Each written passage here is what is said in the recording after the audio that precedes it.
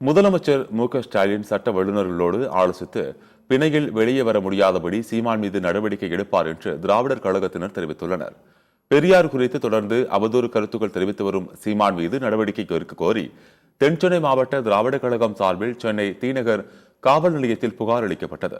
பின்னர் செய்தியாளர்களை சந்தித்த திராவிடர் கழகத்தின் தென்சென்னை துணை செயலாளர் கரு அண்ணாமலை, சமூக நீதிக்காக போராடிய தலைவர் பெரியார் குறித்து சீமான் தவறான செய்திகளை மக்கள் மத்தியில் பேசி வருவதாக தெரிவித்தார்.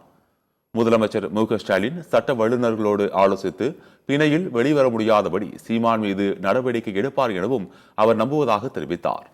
தந்தை பெரியார் அவர்கள் தாழ்த்தப்பட்ட மக்கள், ஒடுக்கப்பட்ட மக்கள், பிற்படுத்தப்பட்ட மக்களின் சாதி ஒழிப்பு, சமூக நீதிக்காக போராடிய தலைவர் தந்தை பெரியார் அவர்களை பற்றி நாம் தமிழர் கட்சியுடைய ஒருங்கிணைப்பாளர் சீமான் அவர்கள் மக்கள் மத்தியில் ஒரு தவறான செய்தியை பெரியார் கூறிய மாதிரி அந்த செய்தியை மீடியாவில் பரப்பிட்டு இருக்காரு.